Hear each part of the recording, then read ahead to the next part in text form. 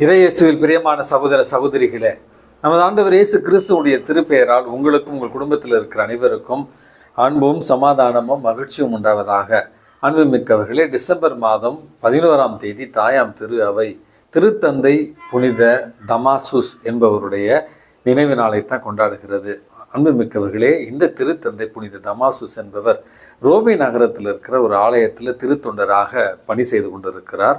அப்பொழுது திருத்தந்தையாக இருந்த புனித லிபேரியஸ் என்பவர் இறந்துவிடவே இவரை திருத்தந்தையாக தேர்ந்தெடுக்கிறார்கள். இதை பிடிக்காத மற்றொரு குருவானவர் இவர் மீது அவதூறுகளை பரப்புகிறார். அந்த ஒரு நேரத்தில் தான் அப்பொழுது இருந்த அரசன் இவருக்காக துணை நின்று இவரை திருத்தந்தையாக அங்கீகரிக்கிறான்.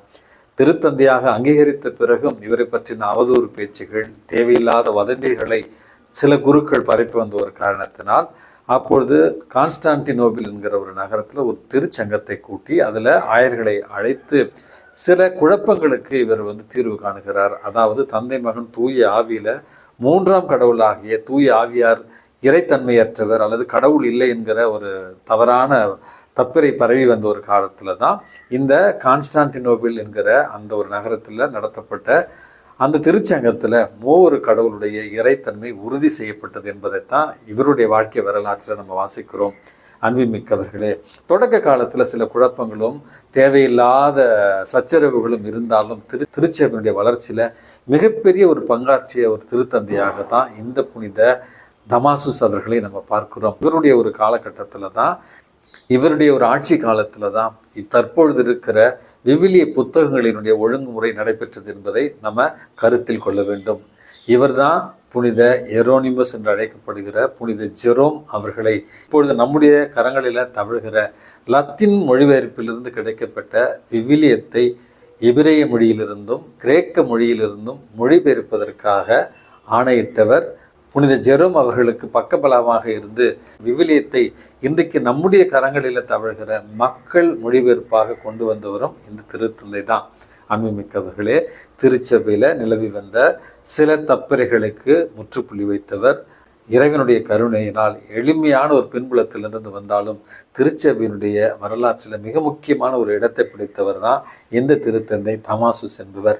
இவருடைய பரிந்துரையால் நம்முடைய பிறப்பு தரித்திரமாக இருந்தாலும் அல்லது நம்முடைய கிராமம், நாம் பிறந்த இடம், நம்முடைய பின்புலம் எளிமையாக இருந்தாலும் இறைவனுடைய ஆசிர்வாதமும் இறைவனுடைய தனிப்பெரும் கருணையும் இருந்தால் இறைவன் நம்மையும் உயர்த்துவார் என்கிற மன உறுதியை இந்த புனிதருடைய வாழ்வில் இருந்து பெறுவோம். அன்புமிக்கவர்களே, இன்றைக்கு நமக்கு கொடுக்கப்பட்டிருக்கிற நற்செய்தி வாசகத்துல நமது ஆண்டவர் இயேசு கிறிஸ்து மனிதர்களாக பிறந்தவர்களில் திருமுழுக்கு யோவானை போல யாரும் மேன்மையானவர்கள் கிடையாது அப்படி என்று சொல்லி இறை அரசில் கடைசியாக இருப்பவர் திருமுழுக்கு யோவானை விட பெரியவர் என்கிற ஒரு வார்த்தை சொல்லுகிறார். கொஞ்சம் குழப்பமாக இருக்கலாம். மனிதர்களில் பிறந்தவர்களில் திருமுழுக்கு யோவான் தான் த பெஸ்ட் அப்படின்னு சொல்லிவிட்டு இறை அரசுல கடைசியாக இருப்பவர் அந்த திருமுழுக்கு யோவானை விட பெரியவர் அப்படி என்று ஒரு கூற்று சொல்கிறார். அன்புமிக்கவர்களே, என்ன நமது ஆண்டவர் இயேசு கிறிஸ்து நமக்கு சொல்ல வருகிறார் என்றால், மண்ணுலகில் இயேசு கிறிஸ்துவை மீட்பராக ஏற்றுக்கொண்ட ஒவ்வொருவரும் இறை அரசை கட்டி எழுப்பிட நம்ம முனைப்போடு செயல்பட வேண்டும். இறை அரசு என்பது ஏதோ வெளியில் இருக்கிற ஒரு ஆற்றல் அல்ல அல்லது ஒரு காரியம் அல்ல. மாறாக இறை அரசு என்பது ஒவ்வொருடைய உள்ளத்திலும் இயேசுவுக்காக வாழ வேண்டும், இயேசுவனுடைய வழியில நம்ம நடக்க வேண்டும், இயேசுவனுடைய சிலுவை சுமந்து கொண்டு அவருடைய சீடராக இருக்க வேண்டும். அவருடைய வாழ்வின் விழுமியங்கள், இறை அரசின் விழுமியங்களாக இருக்கிற அன்பு, சமாதானம், மகிழ்ச்சி, நீதி இவற்றை நம்முடைய உள்ளத்துல கொண்டு இருக்க வேண்டும். தனிமனித புனிதத்தின் வாயிலாக நாம் இருக்கிற இடங்களை இறை அரசாக மாற்ற வேண்டும். இதற்காக நாம் துணிந்து போராட வேண்டும். இறை அரசை கட்டி எழுப்பிட, இறை அரசின் விழுமியங்களை நாம் வாழ்கிற பகுதியில நம்ம உருவாக்கிட ஒவ்வொருவரும் நாம் உழைத்து பாடுபட வேண்டும் என்பதைத்தான் இந்த ஒரு வாசகம் நமக்கு தெளிவுற சொல்லுகிறது. முன்பு ஒரு பழைய கதை ஒன்று வாசித்தேன். அரசன் ஒருவன் வாரிசு இல்லாத ஒரு காரணத்தினால் தன்னுடைய ஆட்சி உரிமையில் இருந்த பகுதியிலிருந்து அழகான, அறிவுள்ள, வலிமை உள்ள, ஞானமிக்க ஒரு இளைஞனை தன்னுடைய வாரிசாக தேர்ந்தெடுக்க விரும்புகிறான். அப்படி இளைஞர்களை அவன் அரசவைக்கு வரவழைத்திருந்த நேரத்துல அந்த அரண்மனை காவலில் ஒரு பிச்சை எடுப்பவர் வீழ்ந்து கிடக்கிறார். பலர் இந்த போட்டிக்காக செல்லுகிறார்கள். கிராமத்திலிருந்து ஒரு இளைஞனே அந்த ஊர் மக்கள் எல்லோருமே தகுதியானவன் இவன் தான் அப்படி என்று எல்லோருமே அவனுக்கு ஒரு பரிசு பொருளை கொடுத்து, ஒருவர் உடை தருகிறார், ஒருவர் மேலாடை தருகிறார், ஒருவர் பயணத்திற்காக கொஞ்சம் பணத்தை தருகிறார். இப்படியாக ஊர் மக்கள் எல்லோருமே ஒரு இளைஞனை தேர்ந்தெடுத்து இந்த போட்டிக்காக அனுப்புகிறார்கள். எல்லா இளைஞர்களும் உள்ளே சென்று விடுகிறார்கள். ஆனால் அரண்மனையினுடைய வாயிலில் பிச்சை எடுப்பவர் படுத்து கொண்டிருக்கிறார். இந்த கிராமத்து இளைஞன் அவரை பார்த்த உடனேயே அவர் மீது இரக்கம் கொண்டு தான் கொண்டு வந்திருந்த உணவை அவருக்கு கொடுத்து விட்டு, பிறகு தன்னுடைய மேலாடையை அவருடைய குளிருக்கு போர்த்தி விட்டு அவசரமாக கொஞ்சம் தாமதமாக இந்த புதிய அரசருக்கான போட்டிக்கு ஓடி செல்கிறான். அன்புமிக்கவர்களே, அங்கு சிறிது நேரம் எல்லோருமே காத்து வைக்கப்படுகிறார்கள். அதற்கு பிறகு அரசர் வருகிறார் என்கிற அறிவிப்பு கொடுக்கப்படுகிறது. எல்லோருமே காத்திருந்த நேரத்தில் இந்த அரண்மனையினுடைய வாயிலில் படுத்திருந்த பிச்சைக்காரர் தான் உள்ளே நுழைகிறார்.